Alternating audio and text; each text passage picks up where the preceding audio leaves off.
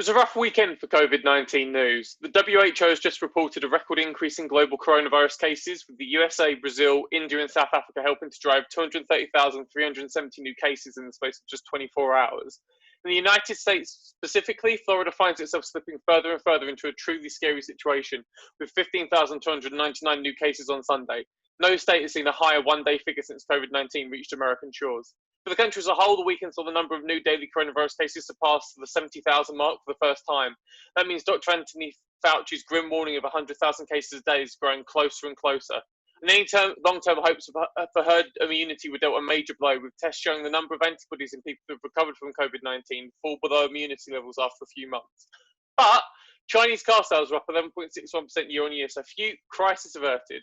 Granted, with the third month of consecutive growth, that does bode well for Thursday's second quarter GDP reading, perhaps justifying the early gains seen on Monday morning. From the pre-pandemic forecast of a 6% expansion, a number that no doubt would have disappointed investors in normal circumstances, to expectations of a 6.2% contraction, to the reveal that the country had suffered a worse than expected 6.8% collapse, the first quarter was a tough one for the Chinese economy.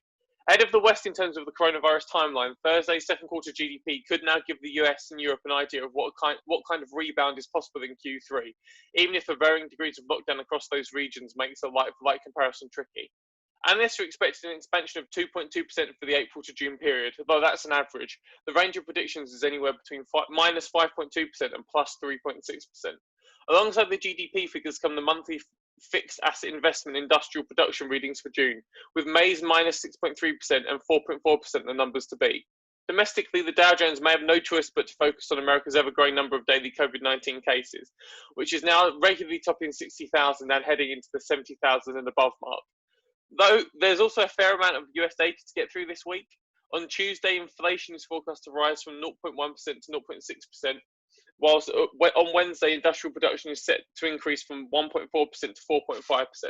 Then on Thursday, retail sales are expected to see a rather sharp drop from 17.7% to 4.6%, while the weekly job list claims reading is forecast at 1.25 million. That'll be the lowest figure since March, though that's not really saying much, given that we're still in unprecedented territory when compared to the pre-COVID-19 era. Finally, on Friday, housing starts to set to rise from 0.97 million to 1.17 million, with the preliminary University of Michigan consumer sentiment number looking to bounce from 78.1 to 79.9. It's going to be interesting to see what investors actually end up focusing on this week. Last week was a bit of a muddle, investors regularly trying to sort of initiate some kind of continuation of the rally that had been seen sort of at the end of June, start of July, but without too much success. I think because it was sort of a data light week, with meaning that there was a lot of focus on the coronavirus numbers, especially in the US. This week's a bit different. There's a lot of data to get through, especially as you head into the second half of the week.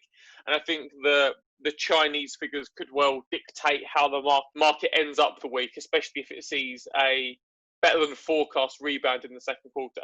If, however, the Chinese GDP figure comes in negative, if it actually continued to contract in the second quarter, then I think the markets could end up in a really bad way, because that's one of the few things that potentially would give it a sense of optimism going forwards, that if China has come out after a rough first quarter, come out the other side in the second quarter, that would give Europe and the US hope that they could do the same from Q2 to Q3, even though, as said, the situation in China and the implementation of a lockdown in China was very different when compared to Europe, and then light years away from what the situation is in the US, a country that is seeing dramatic increases in their number of daily coronavirus cases without doing too much to actually stall that growth in terms of reinitiating a lockdown and various restriction measures that would go alongside that.